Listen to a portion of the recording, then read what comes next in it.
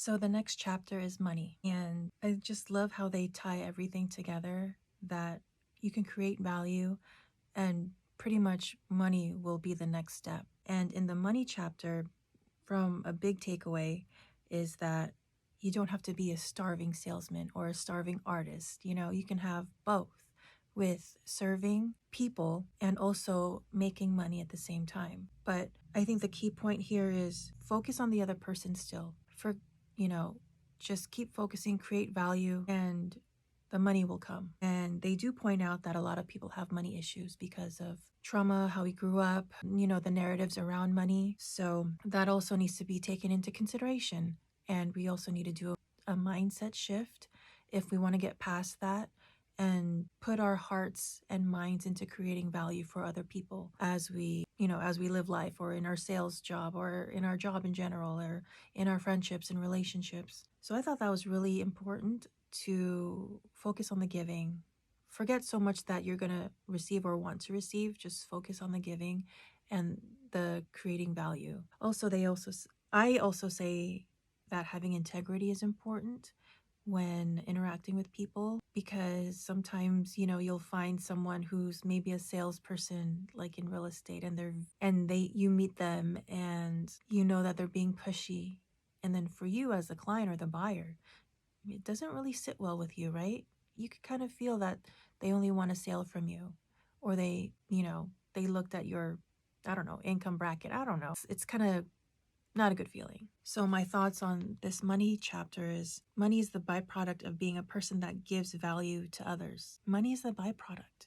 When we're honest and have good integrity and have good work ethic and we care about people, money will come. The opportunities will come. It may not be in dollars, the money, it may not be in direct dollars, but it could be like a referral, an acquaintance, an opportunity. So I also need to remind myself, I don't really come from a place of that I need to receive type of thing. Another thing is money itself is a byproduct of creating and giving values to others. I just said that. You don't have to be a starving artist. You can do the work that you love and still get paid for it. And you don't have to starve. It's not, what do they say? Okay, money is an echo of value. I quote, this is Berg and Mann saying, money is an echo of value. It is the thunder to values lightning. The true giver sees, okay, so basically you don't have to be a martyr. I mean, spiritually, right? I'm just going to read this because they say it better in their words, and then I could respond to it. So this is, I quote, having a giving spirit does not mean having a spirit of self-sacrifice or martyrdom. And then they go on. The true giver sees no such conflict. The true giver knows that giving is a tide that raises all ships, and that it allows you to be a person of value to others while doing very well for yourself. So that sums it up. I mean, these are great analogies, by the way. Thank you, Bob Berg and John David Mann. So yeah, I think we have to come from an honest place and really care about the interactions we have with others. So I'm just going to leave it at that for money right now, because I think that just sums it up. The paradox. Okay, this is interesting. I love this so much. They say it in so many words, but use the right analogies in this Go Giver Sell More book. I'm going to start out with the movie analogy, or the movie concept theory that they use here. So basically, when we go to the movie theater, we know the movie isn't a real thing that happened in real life. We know it's staged. We know it's make-believe. Somebody wrote the story. But we go into the theater, sit down, and watch the movie, putting our real logic, or our, what do they say? We suspend our reality for the movie, right? Because we want to take away what's real in our minds and put it aside and just enjoy the movie for the experience, right? This is what they say. But by temporarily setting the understanding to the side, we gain emotional access to the entire experience.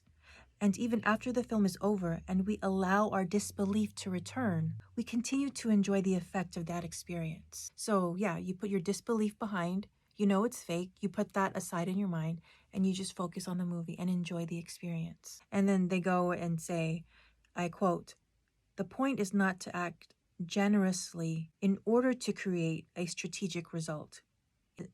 It is to act generously, period." So they go into another concept of being generous and giving. So the giving generously is not to have the mindset that you're going to get something, but it's being generous, period.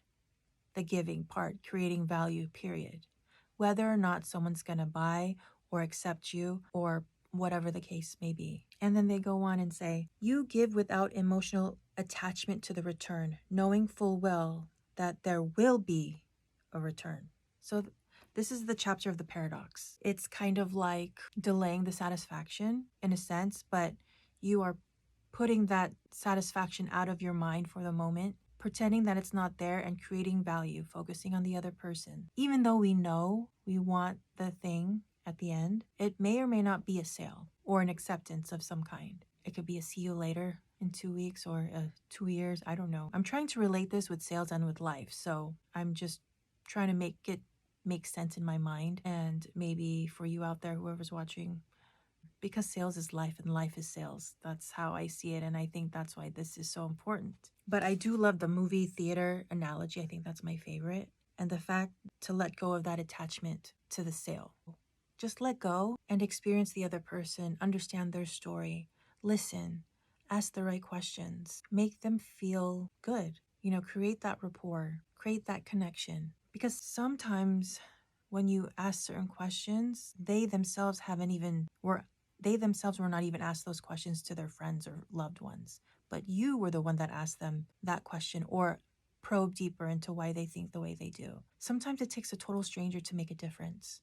And I think that's the point of the paradox, is to let go of the sale at the end and focus on the connection, even though there's that thing at the end we want. So something to think about, something for me to think about. I'll see you in the next video. So I'll be going over your economy.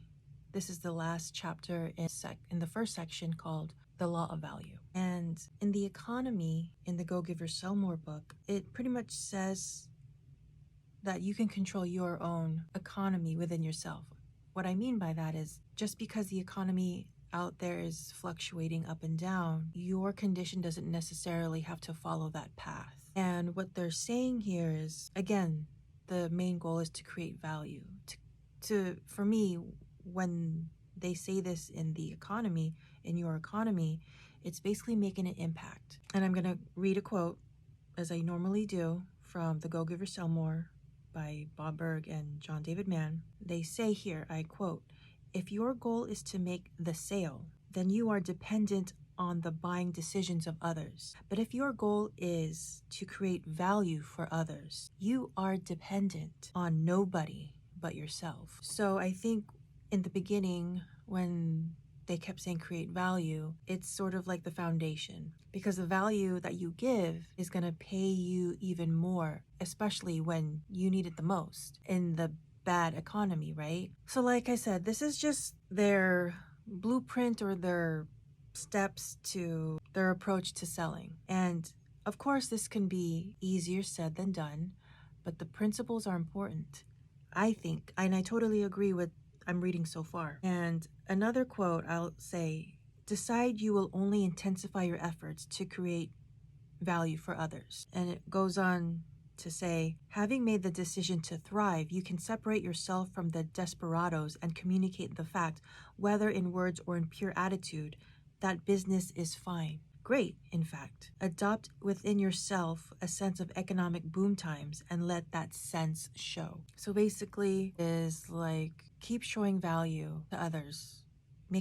Try to make an impact on your way, like as you go, make an impact somehow, maybe to a greater audience. And he also gives an example, obviously, about somebody losing their job in the corporate space, and then she goes on and makes a community of others trying to look for work, and then ends up having a coaching program or business, is what I think. Yeah, so they're trying to help others find jobs when she herself needed a job. And so even though she needed a job, she was still serving others to find jobs. So it's just kind of like, okay, pretty much be a servant, serve others. It doesn't matter what economy you're in. It doesn't matter if the economy is fluctuating up and down. And I think that consistent part locks in here too. Like, you be consistent creating value for others, and whoever your belief system is, the universe, the God, someone is watching you, and someone will help you. And yeah, I mean, that's what I take from Your Economy chapter here. So it basically means our efforts are in our control.